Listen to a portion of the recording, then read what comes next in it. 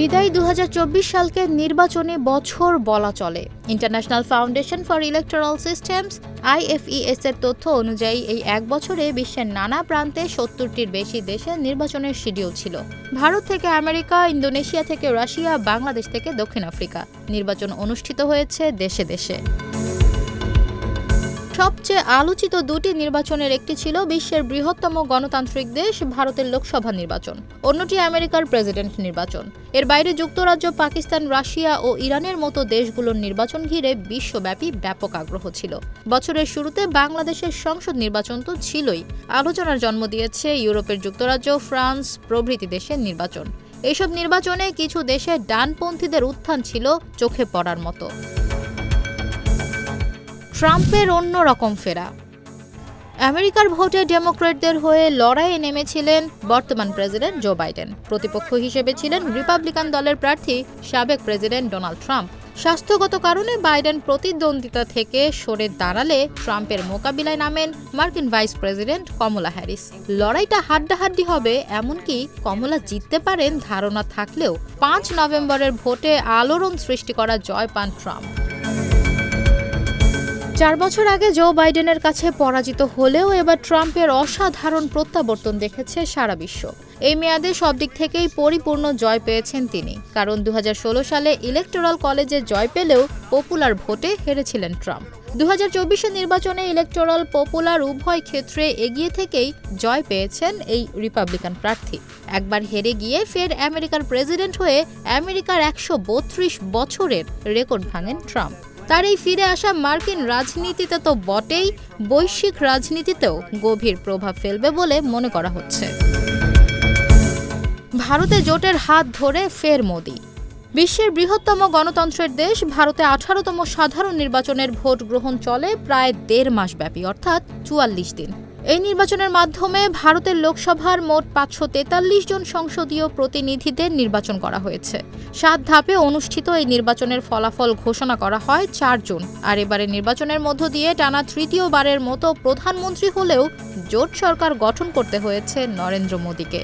দেশটির নির্বাচন কমিশনের ওয়েবসাইটে প্রকাশিত ফল অনুযায়ী লোকসভার ৫৪৩টি আসনের ২৪০ আসনে জয় পায় ক্ষমতাসীন দল বিজেপি, আর ৯৯টি আসনে জয় পায় প্রধান বিরোধী দল কংগ্রেস।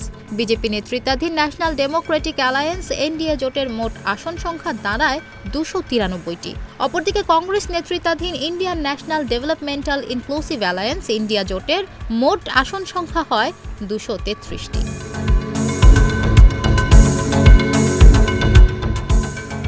এবারে লোকসভা নির্বাচনে কোনো দলই একক সংখ্যাগরিষ্ঠতা পায়নি। বিরোধী জোটের পুনরুত্থানে সংখ্যাগরিষ্ঠতা হারিয়েছে মোদির বিজেপিও।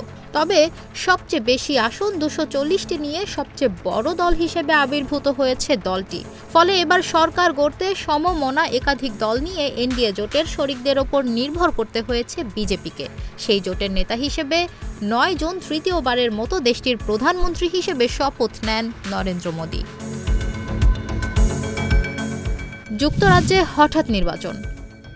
ব্রিটেনে প্রায় ৫ বছরের রাজনৈতিক অস্থিরতার ধারাবাহিকতায় কনজারভেটিভ পার্টির তৎকালীন প্রধানমন্ত্রী ঋষি সুনাক ২৩ মে হঠাৎ সাধারণ নির্বাচনের তারিখ ঘোষণা করেন।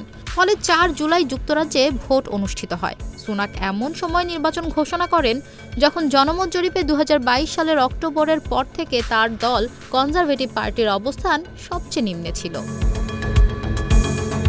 ভোটে লেবার পার্টির জয়ের মধ্য দিয়ে নতুন ব্রিটিশ প্রধানমন্ত্রী হন কিয়ের স্টারমার। ব্রিটেনের সংসদের নিম্নকক্ষ হাউস অব কমন্সে মোট আসন সংখ্যা ৬৫০টি। সরকার গঠনের জন্য প্রয়োজনীয় সংখ্যাগরিষ্ঠতা পেতে ৩২৬টি আসনে বিজয়ী হতে হয়। লেবার পার্টি ৪১২টি আসনে জয় পায়, আর কনজারভেটিভ পার্টি পেয়েছে ১২১টি আসন।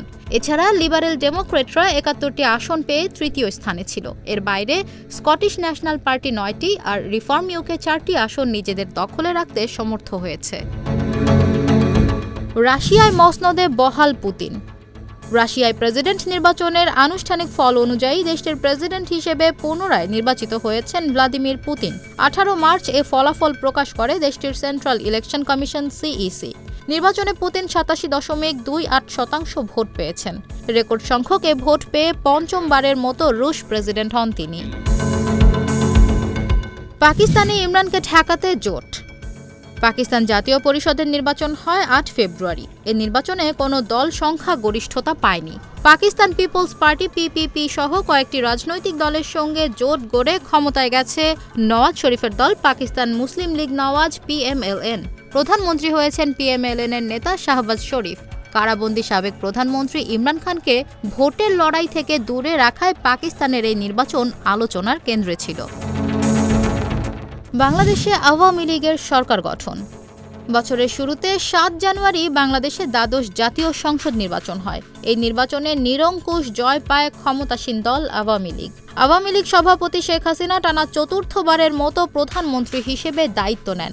এর মধ্য দিয়ে শেখ হাসিনা সব মিলে পঞ্চমবারের মতো দেশের প্রধানমন্ত্রী হন। গত ৭ জানুয়ারির নির্বাচনে সংসদের ৩০০ আসনের ভোট গ্রহণ শেষে নৌকা প্রতীকের বিপুল সংখ্যাগরিষ্ঠতা অর্জনের চিত্র উঠে আসে। পরে দুটি আসনে উপনির্বাচনের ফল মিলিয়ে দেখা যায় বাংলাদেশ আওয়ামী লীগ ২২৫টি আসনে জয় পায়। স্বতন্ত্র প্রার্থী নির্বাচিত হয় ৬১ আসনে, ১১টি আসন পায় জাতীয় পার্টি, আর একটি করে আসন পায় জাতীয় সমাজতান্ত্রিক দল জাসদ, বাংলাদেশের কল্যাণ পার্টি ও বাংলাদেশের ওয়ার্কার্স পার্টি। সরকার গঠন করতে জাতীয় সংসদের ১৫১টি আসন পেতে হয়। নির্বাচনে আসন জয়ে সংখ্যাগরিষ্ঠতার দিক থেকে স্বতন্ত্র প্রার্থীরা দ্বিতীয় অবস্থানে থাকলেও দলগতভাবে বিজয়ী আওয়ামী লীগের পরে থাকায় জাতীয় পার্টি সংসদের বিরোধী দলের ভূমিকা নেয়। বিএনপি সহ সমমনা দলগুলো এই নির্বাচনে অংশ নেয়নি। ছাত্র জনতার অভ্যুত্থানের মুখে গত ৫ আগস্ট শেখ হাসিনার সরকারের পতন ও দেশ ছেড়ে পালিয়ে যাওয়ার মধ্য দিয়ে দ্বাদশ জাতীয় সংসদ ভেঙে যায়। আরও কিছু দেশের নির্বাচন। তাইওয়ানে প্রেসিডেন্ট নির্বাচন হয় ১৩ জানুয়ারি। এই নির্বাচনে ক্ষমতাসীন ডেমোক্রেটিক প্রোগ্রেসিভ পার্টি DPPর লাই চিংতে জয়ী হন। ফিনল্যান্ডে ২৮ জানুয়ারির পার্লামেন্ট নির্বাচনে মধ্য ডানপন্থী ন্যাশনাল কোয়ালিশন পার্টি NCP সবচেয়ে বেশি আসনে জয় পায়। তবে সংখ্যাগরিষ্ঠতা না থাকায় দেশটিতে জোট সরকার ক্ষমতায় বসে। গত ৯ জানুয়ারি ভুটানে পার্লামেন্ট নির্বাচন, ১৪ জানুয়ারি কমরোসে প্রেসিডেন্ট নির্বাচন ও ২৬ জানুয়ারি টুভ্যালুতে পার্লামেন্ট নির্বাচন অনুষ্ঠিত হয়। একদিনে সবচেয়ে বেশি মানুষের ভোট দেওয়ার দিন ছিল গত ১৪ ফেব্রুয়ারি। এদিন ইন্দোনেশিয়ায় প্রেসিডেন্ট নির্বাচন হয়। দেশটিতে নিবন্ধিত ভোটার ছিলেন ২০,৫০,০০,০০০। প্রেসিডেন্ট জোকো উইদোদোর সমর্থিত প্রার্থী প্রবোও সুবিয়ান্তো জয়ী হন এ নির্বাচনে। ফেব্রুয়ারিতে আজারবাইজান, এল সালভাদর ও সেনেগালে প্রেসিডেন্ট নির্বাচন, কম্বোডিয়ায় সিনেট নির্বাচন এবং বেলারুশে পার্লামেন্ট নির্বাচন হয়েছে। ১০ মার্চ সাধারণ নির্বাচন হয় পর্তুগালে। ১১ এপ্রিল দক্ষিণ কোরিয়ার সাধারণ নির্বাচনের ফলে দেখা যায় উদারপন্থী বিরোধী দলের ভূমিধস বিজয় হয়েছে। জুনে ইউরোপীয় পার্লামেন্ট নির্বাচনে কট্টর ডানপন্থী দলগুলো বড় সাফল্য পায়।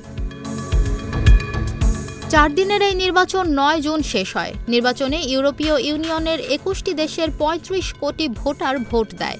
অক্টোবর থেকে ডিসেম্বরের মধ্যে উজবেকিস্তানে পার্লামেন্ট নির্বাচন, মোজাম্বিকে প্রেসিডেন্ট নির্বাচন, আফ্রিকার দেশ চাদ ও বতসোয়ানায় প্রেসিডেন্ট ও পার্লামেন্ট নির্বাচন, জর্জিয়ায় প্রেসিডেন্ট নির্বাচন ও উরুগুয়েতে প্রেসিডেন্ট ও পার্লামেন্ট নির্বাচন হয়।